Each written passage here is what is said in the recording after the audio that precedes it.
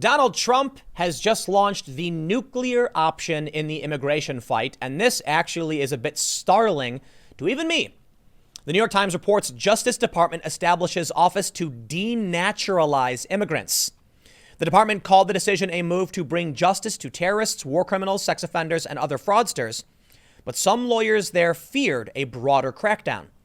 I've got very strong opinions on this. I'm going to read and make sure we get all the details right, but I am going to be pretty critical to an extent. The first thing I'll say is if somebody defrauds us, Americans in America, to try and get access to our benefits and citizenship, yeah, they have no right to that. And if we find out, boot them, even if they've been naturalized after the fact. The problem here is a fear of the slippery slope. But let's read this before I say something that I don't understand. They report the Justice Department said Wednesday that it had created an official section in its immigration office to strip citizenship rights from naturalized immigrants, a move that gives more heft to the Trump administration's broad efforts to remove from the country immigrants who have committed crimes. The denaturalization section underscores the department's commitment to bring justice to terrorists. We read that part. And that's what other fraudsters who illegally obtained naturalization. Joseph H. Hunt, the head of Justice Department Civil Division, said in a statement. The denaturalization section will further the department's efforts to pursue those who unlawfully obtained citizenship status and ensure that they are held accountable for their fraudulent conduct. The move promises to further expand a practice that was once used infrequently, but that the Trump administration has increasingly turned to as part of its immigration crackdown. It has raised alarms among some department lawyers who fear denaturalization lawsuits could be used against immigrants who have not committed serious crimes. Here is the challenge. People who have committed crimes should be held accountable. We must err on the side of the presumption of innocence. But can this be used to create net negative effects? And can it target immigrants who have committed no crimes? I personally do not like the idea of taking away citizenship from people. The government shouldn't be allowed to do that. If you become a citizen, you're a citizen. However, I'm talking about innocent, good individuals who did the right thing. Here's a real moral conundrum. If somebody exploits the system, breaks the law, certain politicians, I might say, to bring in family members or skirt the rules, then we need a process by which to say that should have never been given to you in the first place. But I really do fear that we can be stepping too far. So as I've mentioned, there was another story about Trump's elite border agents. You're going to start seeing the exclamation points are popping up above my head. I am no fan of government expansion and authoritarianism. I'll be the first to criticize the far left, advocating for breaking down barriers and borders and all that stuff. I'll be the first to defend the rights of our country to enforce its laws. But you're going to start seeing alarm bells raising when they're going after naturalized citizens and sending elite border agents into cities to crack down on illegal immigration. I'm not saying I'm drawing the line here. I'm not saying I'm freaking out now. I'm saying I'm a milquetoast moderate. So I do get alarmed when I see tactical units being deployed to cities. The last thing anyone should be advocating for is more police and law and executive authority or the expansion of a police state. Nuh-uh. Been there, done that. We do not want that. That's worse than what we would see from authoritarian well, maybe not worse than authoritarian communists, but still really, really bad in the same vein as far as I'm concerned. Critics say the administration's desire to prioritize denaturalizations underscores the idea that naturalized citizens have fewer rights than those born in the United States, and that immigrants should not assume that they cannot be deported even after they go through the naturalization process. The new section will replace the team. I don't know. I kind of feel like we need a hard line. Depending on the severity in which what the crime of what someone committed to get naturalization, I think we probably shouldn't go there.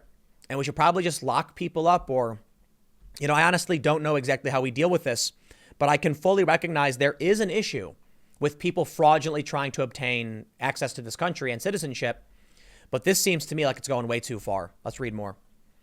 The new section will replace the team of immigration lawyers who have been asked to focus on cases that revoke citizenship from those who have been convicted of terrorism, war crimes, and human rights violations and sex offenses.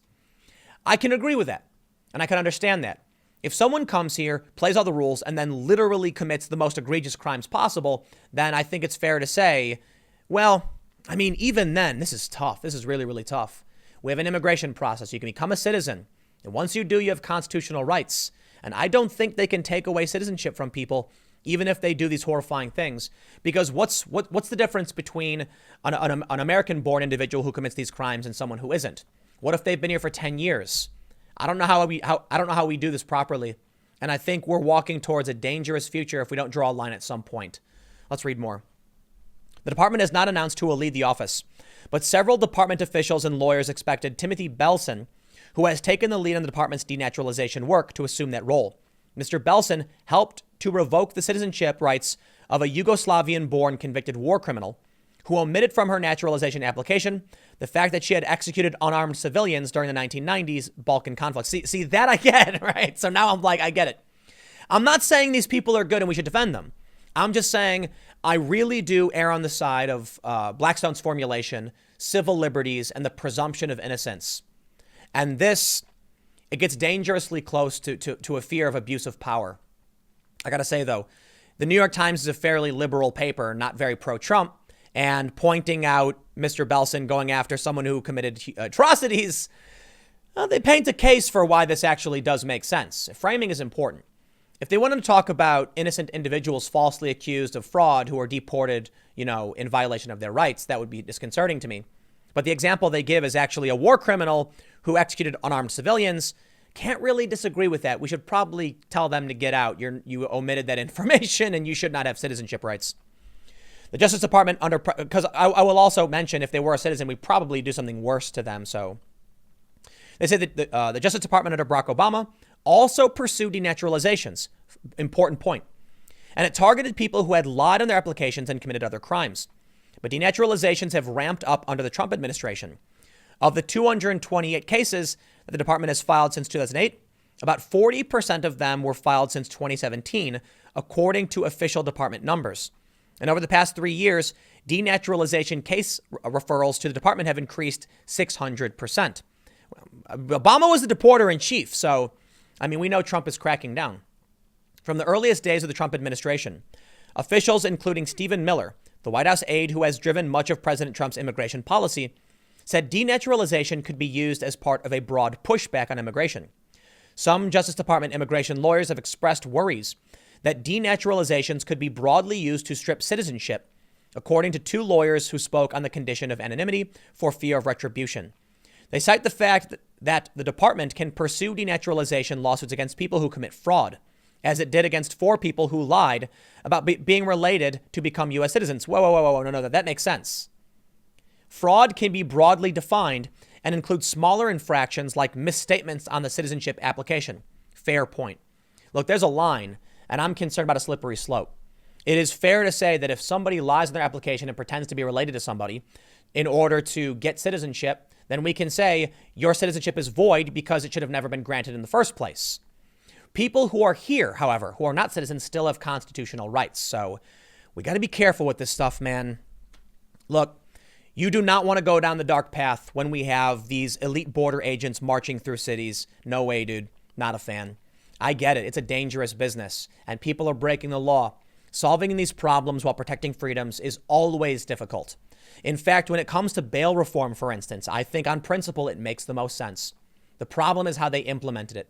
And the problem now is that people overwhelmingly disagree, so I'm not going to pretend like I can assert my will over anyone else's. So let me put it this way.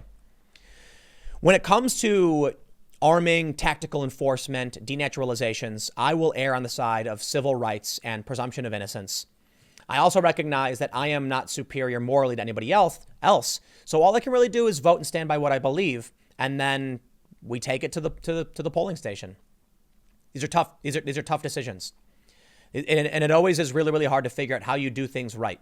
Where do you draw the line at a protest or a riot? Where do you draw the line on naturalization and fraud and elite tactical agents being sent to sanctuary cities? The truth is we cannot allow people to exploit our goodwill. And these fringe leftists do it in cancel culture. And many illegal immigrants do it hoping that they can just get a path to citizenship after they come in and break the law. So I'm actually in favor of law enforcement. But like I said earlier on, I think where I'm at right now is this is a growing concern for me. I do not want to see armed jackboot stormtroopers marching through streets. However, I recognize we have a right to enforce our laws. These are laws that, presented by our representatives. So for the time being, I'm going to need that hard red line. And I don't know exactly where it is. And this is not it. Enforced in the law and dealing with fraud and war criminals makes sense to me. But we're getting close to where that line could be.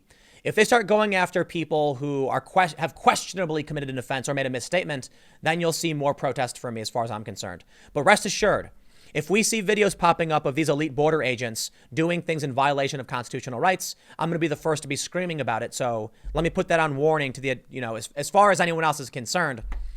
There's so much I'm willing to accept in terms of how we expand law enforcement, and I am no fan of an expanding state. I prefer liberty as opposed to security, 100%. If that means people exploit our system, and if that means that sometimes the guilty go free, so be it.